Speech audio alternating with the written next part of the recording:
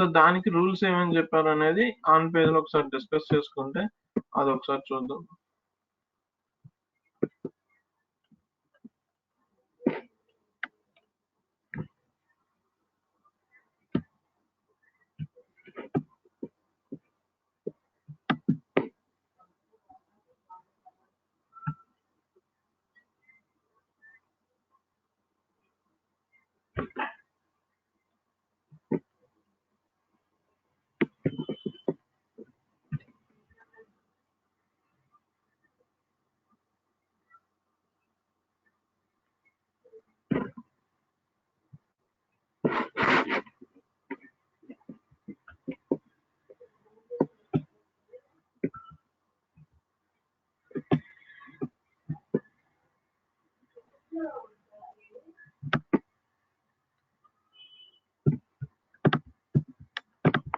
Okay,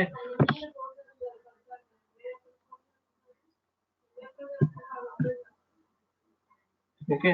so ఇవి తీసుకుంటే కనుక మనకి ఇవన్నీ కూడా ఏం చెప్పారంటే కనుక SEO ఆన్ పేజ్ చేసుకునేటప్పుడు కంటెంట్ రాసుకునేటప్పుడు ఈ ఆన్ పేజ్ రూల్స్ అన్ని కూడా ఫ్యాక్టర్స్ కానీ లేకపోతే మనం ఫాలో అవ్వాల్సిన రూల్స్ కింద కానీ చెప్పుకోవచ్చు. ఓకే, సో ఆన్ పేజ్ అంటే కనుక మాక్సిమం ఇవన్నీ రాసుకోవాలి. ఓకే, సో వాయిస్ డిస్టర్బెన్స్ వస్తుందండి, అంటే వెనక బ్యాక్గ్రౌండ్ అలా. ఒక్క నిమిషం లైన్లో ఉన్నాను. ఫైన్.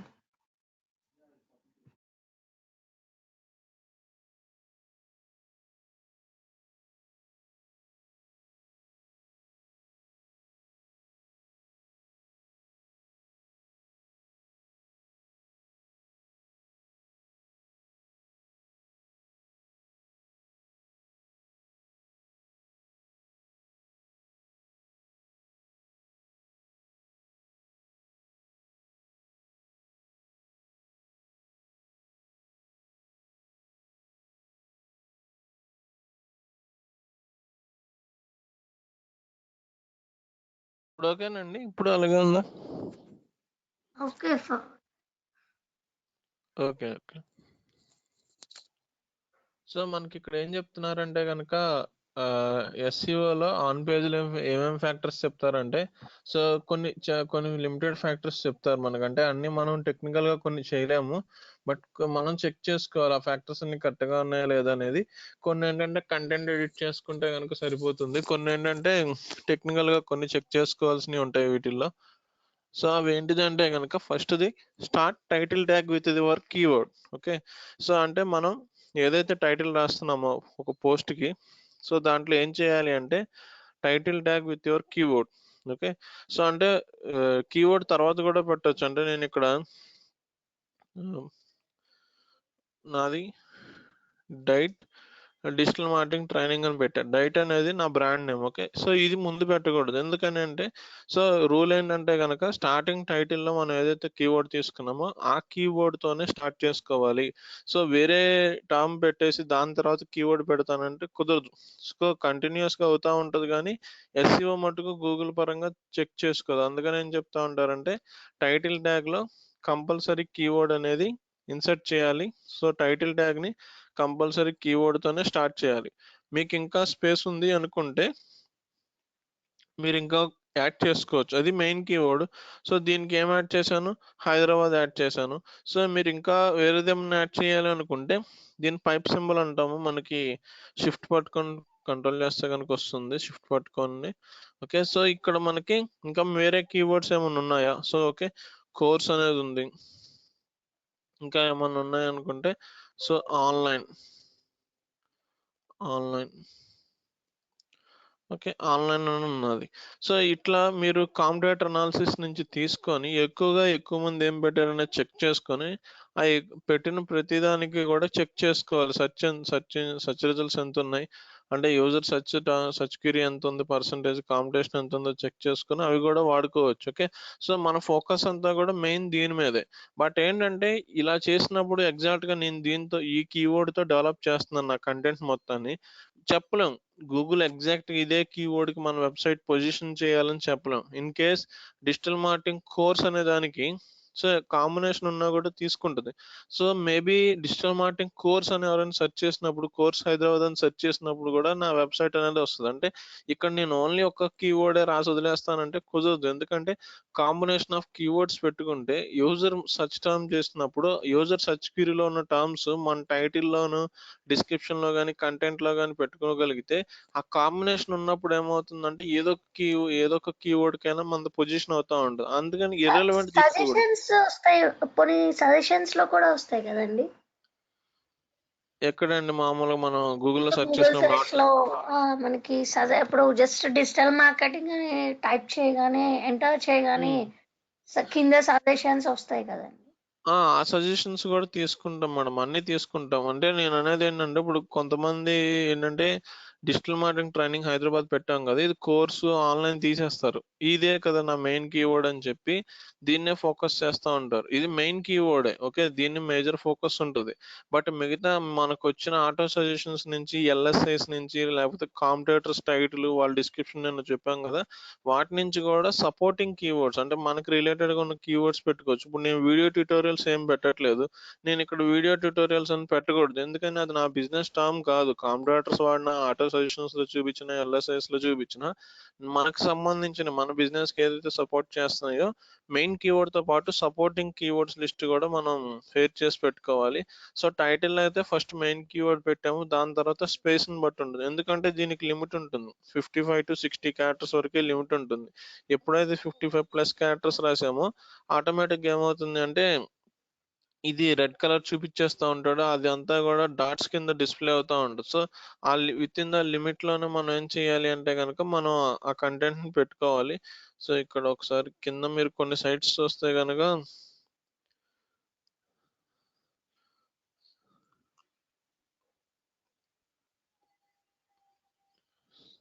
ఒక్క నిమిషం.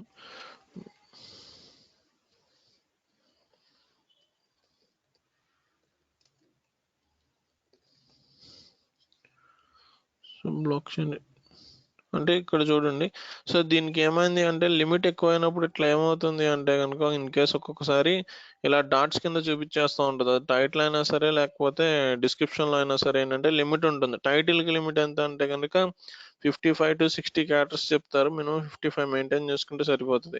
సో, డిస్క్రిప్షన్‌కొచ్చేసరికి లిమిట్ ఎంత ఉంటుందంటే 150 క్యారెక్టర్స్ ఉంటుంది. ఒక 140-150 మధ్యలో ఆపేస్తే గనక సరిపోతుంది. సో, మనం రాసుకునే కంటెంట్ అట్లా క్రియేట్ చేసుకుంటాము. So, start title tag with your keyword. Okay. So, మన టైటిల్ ట్యాగ్‌ని కీవర్డ్‌తో స్టార్ట్ చేసుకున్నాము. ఎస్‌ఈఓ ఫ్రెండ్లీగా ఉండాలి. అంటే ఈ యూఆర్ఎల్ అంటే ఈ యూఆర్ఎల్‌ని ఎస్‌ఈఓ ఫ్రెండ్లీగా ఉండాలి అంటే ఏం చేయాలి అంటే గనక so, make your page URL short and keyword rich. Okay. Okay. So, మనకేంటంటే గనక యూఆర్ఎల్స్ అనేది ఏం చేయాలి అంటే ఇన్ని కేటగరీస్, ఇన్ని సబ్ కేటగరీస్ ఉండకూడదు. ఓకే. సో, మెయిన్‌గా హోమ్ పేజ్ స్లాష్ మన పోస్ట్ యూఆర్ఎల్ ఉంటే సరిపోతది. లేకపోతే గనక మధ్యలో ఒక డేట్ ఉంటే సరే. లేదు అనుకుంటే గనక మధ్యలో కొన్ని కేటగరీస్ వస్తా ఉంటాయి. సో మనం కొన్ని వెబ్‌సైట్స్ చూస్తా ఉంటే హోమ్ పేజ్ స్లాష్ డేట్ వస్తది. డేట్ తర్వాత మూవీ రివ్యూస్ తర్వాత మన పోస్ట్ టైటిల్ వస్తా ఉంటది. అంటే ఇన్ని కేటగరీస్ వల్ల ఎయడం వల్ల ఏమవుతుందంటే గూగుల్ రీడ్ చేయలేదు. ఓకే. సో, ఈ వెబ్‌సైట్‌లో ఈ పేజ్ మెయిన్ ఏంటనేది రీడ్ చేయలేదు. ఓకే. సో, కాకపోతే ఇప్పుడు మనం ఫ్రీ వెబ్‌సైట్స్ చేసేటప్పుడు కావాలి అనుకుంటే యూఆర్ఎల్స్ ఇన్‌బిల్ట్‌గా డేట్‌తో జనరేట్ అవుతాయి. లేదు అనుకుంటే చేంజ్ చేసుకోవచ్చు. సో, మనం మాక్సిమం ఏంటంటే యూఆర్ఎల్ ఎప్పుడు కూడా షార్ట్‌గా ఉండేటట్టుగా చేసుకోవచ్చు. ఓకే. సో, యూఆర్ఎల్ ఎలా జనరేట్ అవుతుంది అంటే, మీరిక్కడ ఇచ్చే టైటిల్ ఉంటది కదా! ఈ టైటిల్‌లో కొంత పార్ట్ తీసుకొని ఆటోమేటిక్‌గా యూఆర్ఎల్ అనేది క్రియేట్ అయిపోతా ఉంటుంది. సో, మనం ప్రత్యేకించి యూఆర్ఎల్‌ని ఎడిట్ చేసుకోవాలి అనుకుంటే చేసుకోవచ్చు. లేదు అనుకుంటే ఆటోమేటిక్‌గా టైటిల్‌తో పాటు యూఆర్ఎల్ డిఫైన్ అయిపోద్ది. అంటే ఇన్ని సబ్ కేటగరీస్ పెట్టకూడదు. ఓకే. సో, మేజర్‌గా ఏంటంటే మనం పేజ్ క్రియేట్ చేస్తాం. పోస్ట్ క్రియేట్ చేస్తాం. ఈ పోస్ట్ తీసుకెళ్ళి మెనూకి యాడ్ చేసుకుంటే సరిపోతది. మీరు మెనూలో కేటగరీస్ పెట్టుకుంటాం. అంటే మెనూలో డిజిటల్ మార్కెటింగ్, ఎస్‌ఈఓ అని పెట్టి డిజిటల్ మార్కెటింగ్‌కి సంబంధించిన పోస్ట్‌లన్నీ అక్కడ యాడ్ చేసుకుంటాం గానీ, కొంతమంది ఏం చేస్తారంటే కేటగరీస్ వైస్ ఎక్కువ క్రియేట్ చేసుకుంటా ఉంటారు. ఓకే. డైరెక్ట్‌గా ఏంటంటే పోస్ట్ క్రియేట్ చేస్తారు. బట్ మీరు ఎన్ని కేటగరీలు చేసుకున్నా ఇక్కడ క్రియేట్ చేయడం మట్టుకు సింగిల్‌గానే క్రియేట్ చేసుకుంటారు. మెనూస్‌కి యాడ్ చేసుకోండి. సో, ఈ పోస్ట్ తీసుకెళ్ళి జస్ట్ మీరు ఎన్ని మెనూస్కి యాడ్ చేయాలనుకున్నా కూడా సబ్ కేటగిరీస్ కింద యాడ్ చేసేసుకోవచ్చు. ఓకే, సో ఇక్కడ మనకి ఆటోమేటిక్గా మనం చేస్తున్న దానికి యూఆర్ఎల్ ఆటోమేటిక్గా డిఫైన్ అయిపోయింది. లేదు అనుకుంటే మనం ఇక్కడ చేంజ్ చేసుకోవడానికి కూడా ఆప్షన్ ఉంటుంది. సో వన్స్ క్రియేట్ అయిపోతే కనుక మనం ఏం చేయొచ్చు అంటే కనుక చేంజ్ కూడా చేసుకోవచ్చు. ఇక్కడ పర్మాలింక్ ఉంది కదా, సో పర్మాలింక్ ఏమని వచ్చింది, సో ఇలా వచ్చింది నాది, ఏది డిజిటల్ మార్కెటింగ్ ట్రైనింగ్ అని చెప్పి వచ్చింది. ఓకే, నాకు చిన్నగా ఉందో లేదో చూడండి.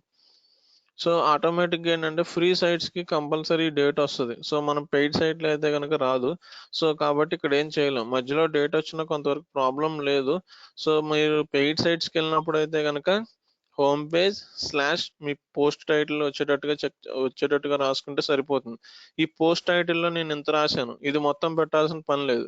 మీ మెయిన్ ఫోకస్ కీవర్డ్ ఏదైతే ఉందో అక్కడ వరకు తీసుకున్నా చాలు. కావాలనుకుంటే మీరు ఎడిట్ చేసుకోవచ్చు కదా. సో నాకు నిన్న స్పెల్లింగ్ మిస్టేక్ కూడా పడింది కాబట్టి డిజిటల్ మార్కెటింగ్ ట్రైనింగ్ అని పెట్టేస్తున్నాను.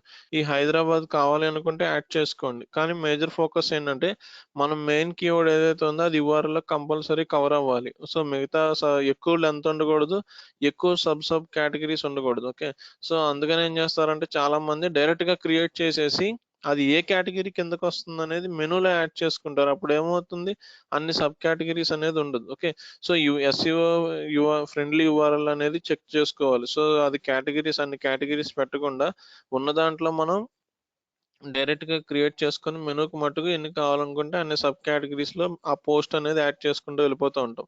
సో ఇంకా ఏం చేయొచ్చు అనుకుంటే కనుక add modifiers to your title. అంటే సో టైటిల్ లో చెప్పాం ముందే ఏముండాలి అంటే కనుక, సో మెయిన్ కీవర్డ్ ఉండాలని చెప్పాం. బట్ గూగుల్ రీడ్ చేసుకునేటప్పుడు మెయిన్ కీవర్డ్ ఓకే. సో ఇంకా గూగుల్ ఎక్కువగా దేనికి ప్రిఫరెన్స్ ఇస్తూ ఉంటుంది అంటే ఇలా మోడిఫైయర్స్ ఉంటాయి కొన్ని టైటిల్స్, అంటే కొంచెం క్యాచీ వర్డ్స్. ఓకే, బెస్ట్ కానీ, అడ్వాన్స్డ్ కానీ, టాప్ కానీ, లేటెస్ట్ కానీ, ఓకే, 7 బెస్ట్ టూల్స్, అంటే ఇలాంటి కొన్ని క్యాచీ టర్మ్స్ ఉంటాయి. అవి సిచ్యువేషన్ బట్టి మనం చూసుకోవాలి. నేను ఇప్పుడు అడ్వాన్స్డ్ డిజిటల్ మార్కెటింగ్ ట్రైనింగ్ అని పెట్టాను. ఆ అడ్వాన్స్డ్ అనే దానికి సక్సెస్ ఉన్నాయో లేదో చెక్ చేసుకోవాలి. అడ్వాన్స్డ్ అనే దానికి అసలు సక్సెస్ లేవనుకోండి, అది పెట్టాల్సిన పని లేదు. బట్ వాడాల్సి వస్తే కనుక ఏం చేయొచ్చు అనుకుంటే కనుక, మనం ఎందుకంటే యూజర్స్ డైరెక్ట్గా సెర్చ్ చేసే వాళ్ళకి మనం అందరూ టార్గెట్ అవుతాం. కానీ మనం ఇలా కొన్ని క్యాచీ వర్డ్స్ ఏదైనా ఒక వర్డే, ఎక్కువ వర్డ్స్ పెట్టకూడదు, ఇన్ని వర్డ్స్ పెట్టకూడదు. సో ఒక వర్డ్ పెట్టుకున్నప్పుడు ఎవరైతే బెస్ట్ అని సెర్చ్ చేస్తారో వాళ్ళకి నేను కనిపిస్తాను ఆటోమేటిక్, ఎందుకంటే నేను ఒక్కడిని బెస్ట్ అని పెట్టుంటాను. అది సిచ్యువేషన్ బట్టి చూసుకోవాలి. మేజర్ డిపెండెన్స్ అంతా కూడా కాంపిటేటర్ అనాలిసిస్ మీదే ఫోకస్ చేసుకోండి. ఓకే, సో మనకి ఎక్కువగా బెస్ట్ డిజిటల్ మార్కెటింగ్ అంటారు, లేకపోతే టాప్ కూడా తక్కువే, లేటెస్ట్ కూడా, అడ్వాన్స్డ్ కూడా తక్కువే. ఓకే, సో అందుకని నేను ఏం చేశానంటే నేను కాంపిటేటర్స్ నుంచి తీసుకొని ఏదైనా మాడిఫైయర్స్ ఏమైనా ఉన్నాయేమో చెక్ చేసుకుంటా.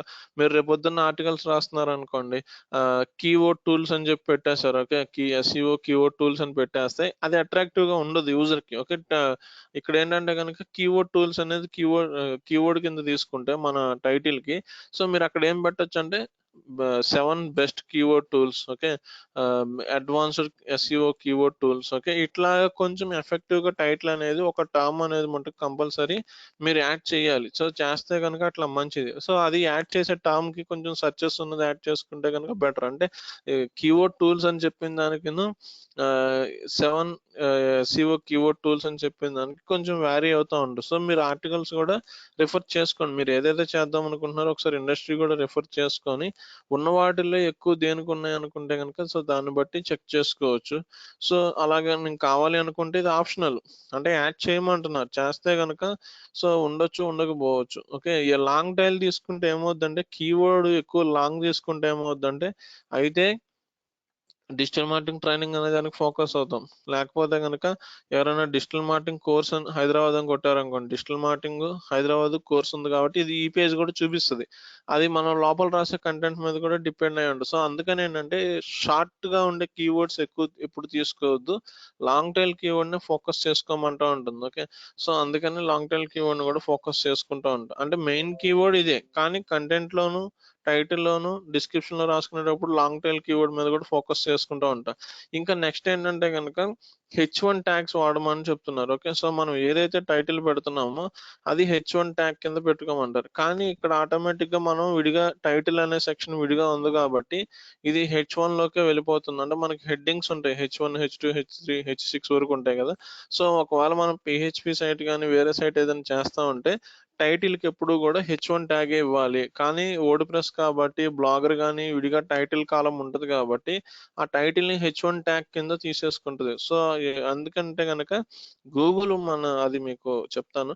సో గూగుల్ మన సైట్‌లోకొచ్చినప్పుడు మన సైట్‌ని ఏమేమి చూసి ఐడెంటిఫై చేస్తది? ఈ సైట్ డిజిటల్ మార్కెటింగ్‌ది లేకపోతే ఈ సైట్ ఏమన్నా ట్రేడింగ్ కంపెనీది లేకపోతే ఈ సైట్ హాస్పిటల్ కంపెనీ అని ఏమేమి రీడ్ చేసి ఫస్ట్ డిఫైన్ చేసుకుంటదంటే ఫస్ట్ టైటిల్‌ని రీడ్ చేస్తా ఉంటది. అంటే H1 ట్యాగ్‌లో మనం ఏదైతే రాస్తామో దాన్ని టైటిల్ కింద డిఫైన్ చేసుకుంటది. కానీ ఇక్కడేంటంటే వీళ్ళు ఆటోమేటిక్‌గా దాని ఫంక్షనాలిటీ ఇచ్చేస్తారు. తర్వాత యూఆర్ఎల్ రీడ్ చేసుకుంటది. హోమ్ పేజ్ స్లాష్ తర్వాత ఉన్న యూఆర్ఎల్‌లో ఉన్న టైటిల్ రీడ్ చేసుకుంటది. తర్వాత డిస్క్రిప్షన్ అంటే ఫస్ట్ 150 క్యారెక్టర్స్ ఏదైతే రాస్తున్నామో ఆ 150 క్యారెక్టర్స్ యొక్క డిస్క్రిప్షన్ చెక్ చేసుకుంటది. తర్వాత మిగతా ఇప్పుడొచ్చే టర్మ్స్‌ని బట్టి కూడా చెక్